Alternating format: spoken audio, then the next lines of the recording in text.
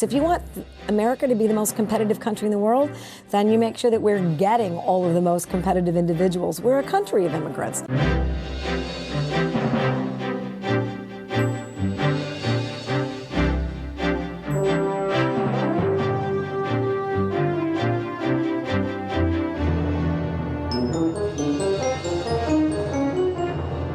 Hello, I'm Bonnie Urbay. Welcome to the Contrary. This week, we continue our interviews with women thought leaders.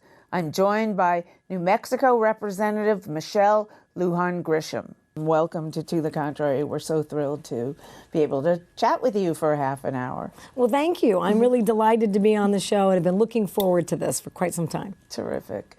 Okay, so you are the head of the Congressional Hispanic Caucus. For viewers who don't know what that group does, please tell us. Well, thank you. I mean, it's an incredible caucus. We're 31 members strong, and so we have a high growth trajectory, which is great because as a collective, you can identify priority issues that you can represent to the greater Democratic caucus and then leverage them into the full House so that you can get policies made that provide an economic, education, and benefit to our Hispanic communities, which are still, making less, having fewer opportunities. We want to make sure that we deal with that. Too many of our Hispanic families are still living at or below the poverty line. Of course, immigration has been a mainstay issue for the caucus because this country has ignored immigration issues for about 20 years, and they're increasingly complicated. And frankly, if we don't do them, they're cruel. And we're actually also very keen on diversity, making sure that workplace and workforce issues reflect the communities that they are participating in. And so we've done a lot of work across diversity issues. And how in the Trump era, which we know the president is opposed to immigration, wants to cut it back, wants people to stop coming illegally and cut legal limits, and the least diverse cabinet and administration. Correct. In probably 30, 40 years. How does that affect what you're doing with the So, with the caucus? when you first get elected to Congress, and I think any new large job, most individuals will tell you when you ask them how it's going, it's like trying to drink from a fire hose. Well, that's what this administration has been like. Every single day, there is a catastrophe about protecting a community. And while we were clear that certainly in the Trump campaign, remarks, statements, agenda issues that were identified in the campaign trail, we were very upset about and concerned about because, quite frankly, we deem them to be racist on their face. Once elected, however, I have to tell you that there was a surprise, and I'll tell you what that is. Given that the law hasn't changed, we had disagreements about the prioritization in the Obama administration, the Bush administration. The law is fairly narrow, and so we are always finding ourselves to be advocates in that space. Today, however, it's not just being an advocate in that space and recognizing that we're still fighting an uphill battle on immigration reform. They are actively deporting dreamers, folks who are not a threat to this country, that they're taking away temporary protected status. This is a group of individuals from countries who are absolutely refugees. Absolutely. And have been in this country for 20 years. They have American children and grandchildren, and you're going to separate them from their families. No administration has been keen on doing that, and no administration, certainly in my lifetime, has suggested that what you ought to be after is deporting 11 million individuals in total in this country. That is a very dangerous and different dynamic. What power do you have to do anything about it? Well, we can be the American conscience, right? And we're showing that. We've got bipartisan support protecting dreamers.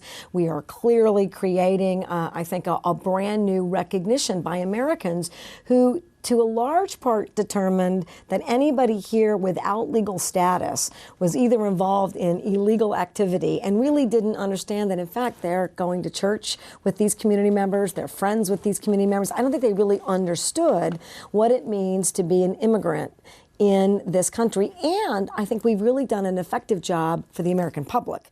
Not as effective as we need to in Congress, but demonstrating that there's no argument about border security that's meaningful, not wasteful, and not intended to be discriminatory, and that nobody wants an unsafe community. If you have an unsafe actor, and that person happens to be an immigrant that's not documented, we want that person held accountable in this country, and then we want them deported. But we're not so interested in deporting veterans, as an example, that are now being deported, and they have a criminal background. But if they served this country and then served their time, why do they have to get a double criminal sentence and be separated from their families? That doesn't make any sense to us. But what do you say? It was clear from the results of last year's elections that Americans, a lot of Americans are, quite frankly, afraid of the huge wave of immigration that we've had over the last 20 or 30 years. We have more immigrants, at least as of last year. There were 1 in every 12 Americans, I believe, is an immigrant or child of, and that's a higher percentage than even going back to like the turn of the last century, the turn of the 20th century. So there was genuine feeling on the part of the public that they're taking our jobs, they're lowering our wages, whether that's accurate or not. That fear exists. That perception is... And how do you deal...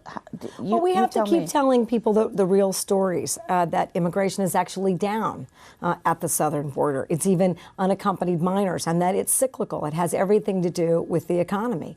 And if we're investing in making sure productively, I mean, we should have a return on those investments so that these are stable environments, then you don't have that cross-migration here. And make no mistake that while this story doesn't get out enough, there are businesses, and instead of faulting those businesses, the Hispanic Caucus would like to find a way to make sure that we're dealing with the realities that without immigrant workers in long-term care, in agriculture, in my state, in oil and gas, in so many industries, if you don't have an immigrant workforce, you're in real trouble. Ask Kansas, ask California what happens if you don't have migrant farm workers. And while there are some programs that do that, they're insufficient for the amount of workers that are in those employment spaces, and they don't take the jobs of Americans.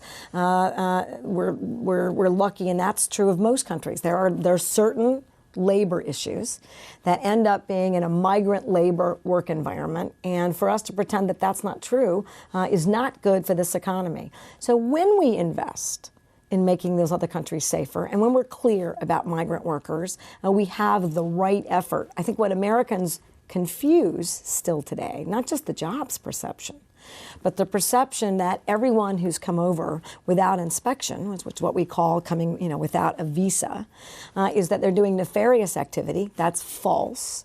And that, too, you can't get a visa because our immigration system has not been reformed or updated. So people who legitimately are being recruited or need to be here or could be here because of their family, whatever it is, can't, because we don't allow you to do it the right way. And the longer we stall doing real immigration reform and productive policy, we will hurt our economy, we will hurt our high-tech growing industry, we will hurt American mixed status families, and we're not doing what we say we want to do according to our own Constitution that provides a protected status to refugees and people seeking asylum. While the Trump administration wants to take credit for having a reduced influx of immigrants, I think it remains to be seen. It really does depend on what those economic factors are. Do I diminish the fear that they have placed? I don't at all, because now ask New Yorkers about the number of individuals, not just Hispanics, but Haitians, Hispanic, Asians, who are Africans, who are trying to get to the Canadian border because they're afraid of the deportation aspects and detainment aspects. When you're a 10-year-old girl out of surgery with cerebral palsy, as we saw, that's a huge problem. And I think that fear, I know unequivocally that fear is palpable, it's real, it's inappropriate. I think it's unconstitutional, it's certainly un-American. And the real issue about immigration challenges is visa overstays, where actually people have the right stuff at the front end, even though we've minimized that. But we don't deal with those visa overstays. And those immigrants, they're mainly Eastern European. They're white. There's a fair number that actually are Latino or Hispanic, but your point is accurate. It's a more diverse population, and it really begs. So I think that there's a sense by, and I hope your viewers get this feel after this interview. It is. It's a ton of work. It's complicated. It's intended to be complicated. We want to be sure that we don't create stresses on our economy, on our community, on our public safety that were unintended consequences. And we know that the southern border in particular, but all borders shouldn't be open. Drug trafficking knows no border. Right? It's everywhere. So we want to be really clear and and other kinds careful. of trafficking, sex trafficking. Human trafficking, gun trafficking. If it's nefarious activity, they find a way to do it everywhere. And so we have to be vigilant about that. I don't think there's a single member of Congress that doesn't believe you should be vigilant and want to do that. But the questions that you ask and the issues that you raise give me great pride in my answers to line, but responding by, we have to grapple with all of it.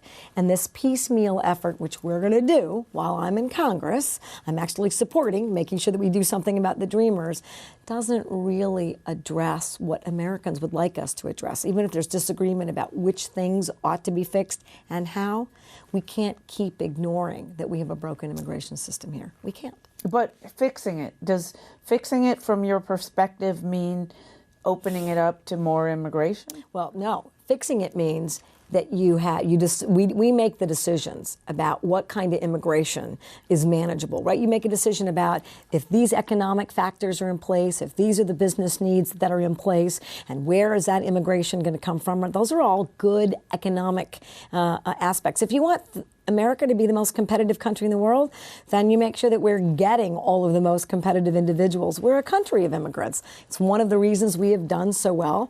So we have the opportunity to dictate and determine our future. But if we ignore it, that's not what happens. Are you saying that there will be some movement on DACA, I think Dreamers, we win Dreamers. In what context and on what day? I wish I had a crystal ball. But it's telling, isn't it, that the Speaker is saying it will get done. It is telling that there are a variety of both bipartisan and bicameral and then unilateral task force and groups. Every caucus is working on immigration issues. Do you think Republicans see that they're going to be in big trouble if the president is allowed for their own reelection in the House and Senate if you don't fix DACA and bring it back, because the president has set it aside and it's a popular program. It is. You got a three-way effort here. I mean, the president should never have rescinded it. If he cares about it, he should say, look, I want a permanent fix, so here's the time frame, and I have a bill that I like better than any of the others. Didn't do that. He just rescinded it and said, go to work. The American public, in an overwhelming, certainly in my time in 5 years in Congress, the numbers never get in the 80s and 90s where public sentiment is you need to do something to protect and keep these Dreamers. And when the public sentiment gets there, then you have election issues where people want to know if everybody wanted this and the president was willing to do it and there was bipartisan effort, explain to me how that didn't get done. So this is a place where we have all the right things. Is it still precarious? Because are there fringe members, particularly in the Republican Congress, that actually believe and may have districts that would prefer that no one associated, and I use that term purposely because just because you came across a southern border does not make you a Latino, right? But anybody, they want all those folks to be gone. And I worry that some very narrow-minded individuals might even assume that even if you were an American citizen, if you're a first generation or a second generation, and that's where your ties are, that we ought to think about that as well. I mean, there are some very hard-line, harsh opinions, but that's not the majority of Congress. Now tell me why you mentioned earlier you're not running for re-election, you're running for governor of New Mexico, and you would be, if elected, the first Democratic woman to hold that job. Why? What's wrong with the House? I actually like this job. You know, it is amazing to me when a single mom, we save her house from foreclosure, because I represent a district that's got a higher per capita foreclosures because we have deep pockets of poverty and we haven't recovered, New Mexico, from the recession. And when you make a difference for a veteran or a Social Security beneficiary, there are things that you do every day that really improve the quality of life, and you have this unilateral, unique power and ability to do such good. And I love that. But I'm also an effective executive. And so for 18 years, I ran two of the largest, one large department in terms of population, a large department, the Aging and Long-Term Services Department. And we're in trouble. We are 50th or 48th, 49th or 50th in the country in any kind of public health or economic outcome you could identify. And since we and I talked about... Is that because of the problem? Because so much of your state is Native American reservations, and they have, they have high rates of alcohol. They have a lot of problems. Well, that's some of it. But actually, if you look at some of the economic aspects in Indian country, New Mexico, they're faring far better per capita because we've got some gaming enterprises, and they've diversified their economic footprints in our state. It's lack of leadership. It's an attrition style of doing government. We won't invest in ourselves at all, and we'll just sort of hope that things get better. And New Mexicans... Are New Mexicans ready to pay higher state taxes to pay for programs you want to Well, I'll tell you this. Put into effect? New Mexicans would love that their current state budget is prioritized in a way that they would see real economic benefit. I'll give you an example. The current administration vetoed the entire higher education budget. Not a part of it. All of it. So no state money is going to the public schools. So you got to have a special session, you spend money there, people are unhappy, kids didn't enroll for school, you lost faculty. This is no way to improve a state. So I actually am very effective at creating bipartisan relationships, at being an effective executive. I'm not so risk adverse that I won't invest in ourselves. And when you do that, when you look at resource questions, you get to start with the resources that you have first, and I believe that New Mexicans, like most Americans, want good government. And if you give us that, then talk to us about the other priorities, and we'll tell you whether or not we're willing to do anything different there. And being a woman, and being a Democratic woman, and seeing what's going on with women's rights under the Trump administration, and in terms of the sexual harassment scandals that have come out, and the Women's March on Washington, how do you see yourself playing into helping women in New Mexico and elsewhere, if you can, not lose rights, not lose federal funding for programs that help particularly women and girls and other underserved groups? I'll give you two examples. One, you hit the nail on the head. In addition to really wanting to do the work in my state, I'm very excited about that potential opportunity. Governors are in the best position to make state decisions that protect your residents from Trump policies that New Mexicans don't want. So New Mexicans want more, public and protected spaces and more monuments, and they are very pro-women's rights, and they want contraceptives. And we have 50% of our population, that's too many, by the way, on Medicaid, but our rural hospitals literally go belly up. All of our rural communities would falter if the kind of health care ideas or the Affordable Care Act was repealed, fixed, addressed, negative impacts, unintended consequences minimized. That New Mexicans want, but not this. So governors are in a prime position. And when Second Bush was in office, and I don't know if you remember this, there was a brand new program that was required by states to administer if you wanted any of their women's health money. And it was an abstinence-only program. I don't know if you remember that. It was quite controversial because it's not evidence-based. And basically, you taught abstinence all the way to college. And it wasn't, you didn't talk about birth control or contraceptives at all. And I convinced the Bush administration to, give me the money anyway, because I didn't want to say no to federal money, but to let us redesign that. And we did comprehensive sex education, age appropriate through high school, and we dropped our teen pregnancy rates, I'm going to say almost by half. So I'm a big believer that governors are in a really unique position, even when the federal government disagrees with you, to get the best situation you can for your constituents. Seeing the situation nationally with women and women's rights and the Trump administration, do you fear that women are going to be set back? Oh, fear. I see it. How do you see it? Well, state legislators are diminishing public health access. They're diminishing access to contraceptives. They're diminishing preventative care. We're doing all the kinds of things. The fact that in 2000, I'm a mother of a 32-year-old and a 30-year-old daughter and a 2-year-old granddaughter. A lot of women in my family. And if you had asked me 20 years ago that we would be having conversations about sexual assault, women's rights or women's position in the economy, fairness, equality, and access to reproductive health, I would tell you that by 20 years ago that we would be well on our way, total equality, and that all of those glass ceilings would both be broken and real protections would be in place. The fact that in the tax code we're going to try to have a personhood definition, it is all intended to both control and minimize women's equal rights on every aspect. I believe they're real. I see them play out in so many states, and I want New Mexico to be one of those states. When we talk about equality and women's rights, we mean all of it. What will you miss about being in Congress? Well, I've got a lot of great colleagues here, and and I disagree with many, and they would say the very same thing about me, and that would be a fair description.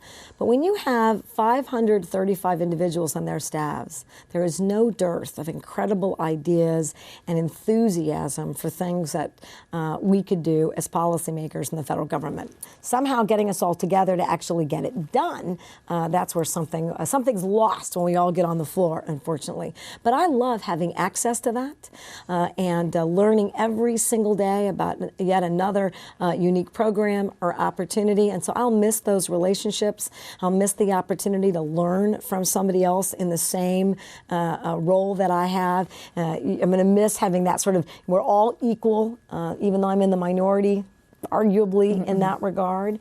But what will be great about being home is, look, I'm a caregiver for my mom. I talk to you about my daughters. I talk to you about my granddaughter. I talk to you about a state that I love. I can't even describe to you about how I feel about every single community. And I want to rebuild New Mexico relationships, because I have no doubt that if we're all working together, we can have New Mexico not be one of those states where you say, boy, New Mexico's struggling. Or is it because of the Native American communities? Is it because of other minority communities? Or is it because you're so rural? Or what is it? Well, it's because nobody took the opportunity to identify that we have far more resources and assets than we do challenges. And tell me briefly about, you have a Caregiver Act that you have I do. authored. It's called CareCore. I love it because it gets you out of the typical caregiving and long-term care discussion points, which, if you think immigration creates kind of a touch point of different reactions. Talk about Medicaid, Medicare, and the aging of veterans and the aging of America, and what we're going to do to deal with this population and not go bankrupt, which is every country in the world is trying to figure that out. So CareCore is an idea that says get out of the entitlement programs just for a minute. And we're not going to replace skilled care workers or caregivers. But what we would do is create a national service program like the Peace Corps, only it would be placed here in the United States. Take someone from where you're from, Manhattan. Take a young person, we'll pay down their college loans, or we'll give them a college benefit, and we'll give you a stipend and housing. And imagine if you could be placed in New Mexico on the Navajo reservation, and that you were providing transportation and social activities and supporting me by making sure that laundry and that the nurse showed up on time. There's no real episodes. To one of the code talkers. And those are experiences of a lifetime. And it creates an intergenerational component that shores up family caregivers like me, because if you shore me up, that's nearly $500 billion of care that caregivers provide to this country for free, mostly because we want to, often because we have to, with very little support. And when we give out, and we do, that means taxpayers are on the hook for about $150,000 on average for every person we can't provide that care to. And you know who does the majority of that care? Hispanic women in this country. I know it's women. I didn't know it was Hispanic women. Mm-hmm. But thank you so much for that. Thank you so much for your time. That's it for this edition of To the Contrary. And whether you agree or think to the contrary, please join us next week.